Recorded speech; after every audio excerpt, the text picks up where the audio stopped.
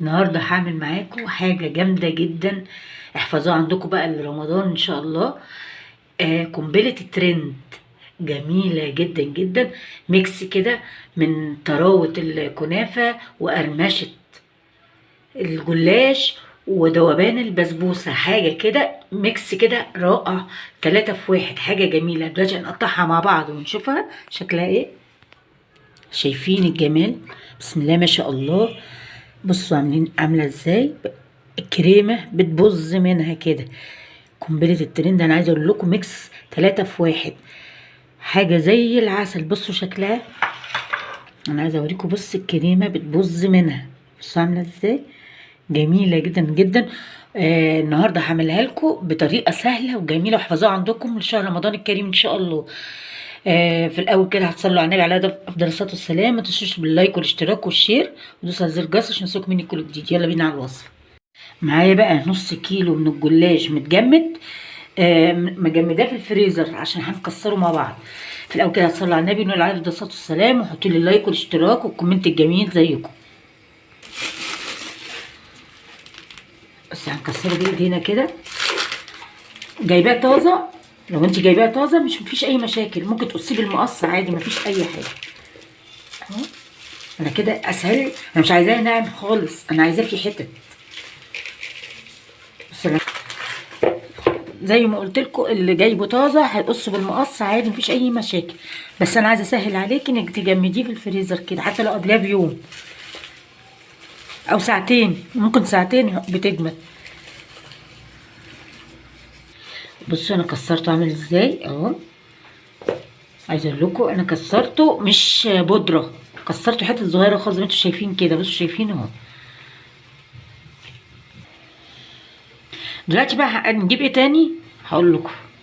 معايا ربع كيلو من الكنافه برضو متجمده في الفريزر، وهنبدا تفركيها كده. كده اسهلك كتير قوي اهي. عايزه اقول لكم ان الوصفه دي ملهاش مقادير معينه. عايزه تضاعفي الكميه، عايزه تقللي الكميه براحتك. انا عامله نص جلاش وربع كنافه. بصوا فرفتها اهو. شايفين بقت بودره اهو. شايفين. وهنضيف ايه بقى كمان؟ 4 معالق من دقيق السميد بتاع البسبوسه او دقيق السمولينا، زي ما تشوفوا انتوا بتسموه ايه. 4 معالق كبار. ادي 2، ادي 3، ادي 4 معالق. وهنحط 3 معالق من السكر البودرة. ادي 1،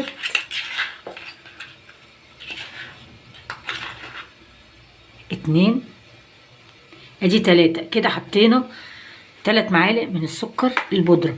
السكر البودرة فايدته ايه هنا بقى؟ بيدي اللون الجميل وبيمسك في الكنافة والجلاش بتاعتنا. عايزه اقول لكم الميكس ده رهيب اهو. انا بقلب كله مع بعضه بالمواد الجافة دي كلها.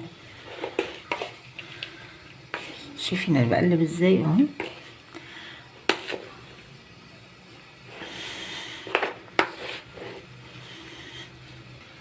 بصوا الميكس ده. شايفين ميكس جميل على بعضه. انا كده غلفت كله، الكنافه بالجلاش بالدقيق السميد بالسكر مع بعض اهو. هنشوف بقى هنعمل ايه. معايا بقى نص كوبايه من السمنه اهي.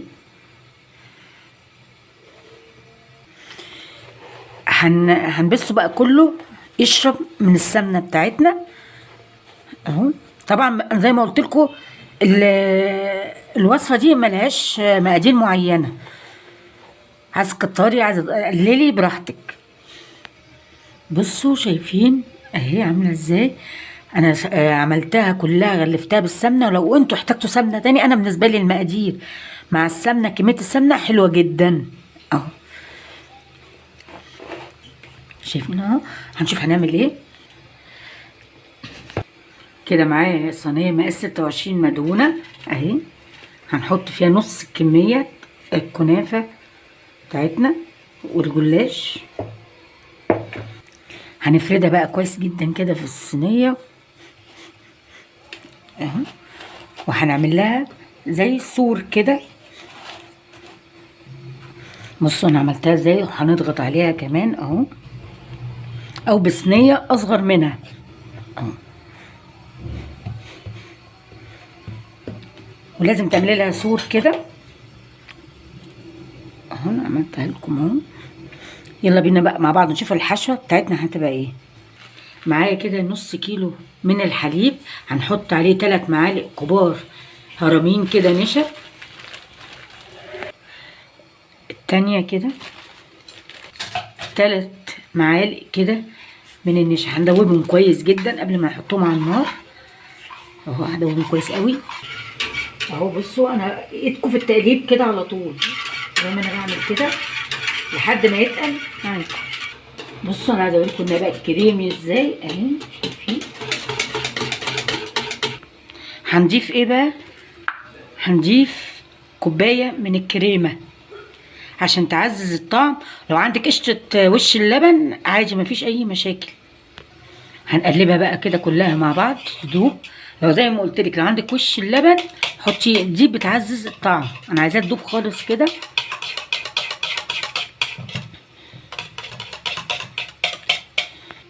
على فكره انا ما حطيتش فيها سكر خالص ها، عشان الشربات والكنافه فيها سكر عشان مبقاش مسكره قوي.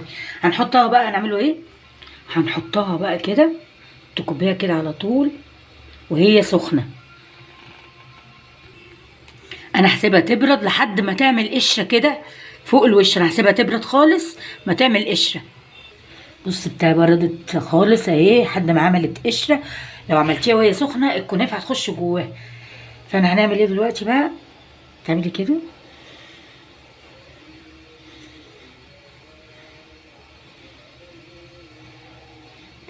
بالراحه كده، ما تضغطيش عليها جامد. يعني ايه، تحطي بالراحه كده وما تضغطيش.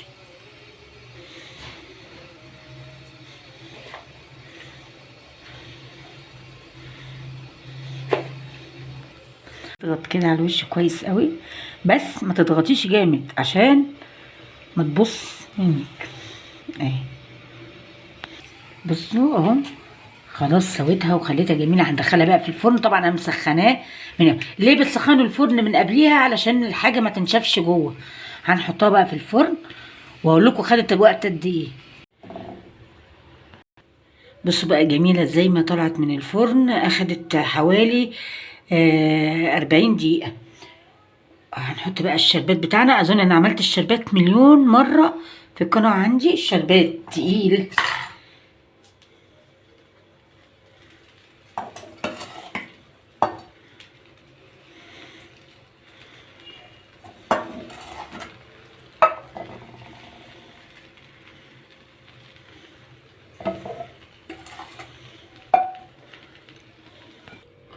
بصوا انا زيت بالشربات كميه الشربات كلها. طبعا انا مصوره الشربات مليون مره معاكم. اهم حاجه يكون الشربات بارد وهي سخنه. طعمها جميل جدا جدا جدا. يا رب بقى الحلقه بتاعتي تكون عجبتكم. ما تنسوش باللايك والاشتراك. بألف هنا اللي هيعملها واللي هياكلها. كان معاكم رشا.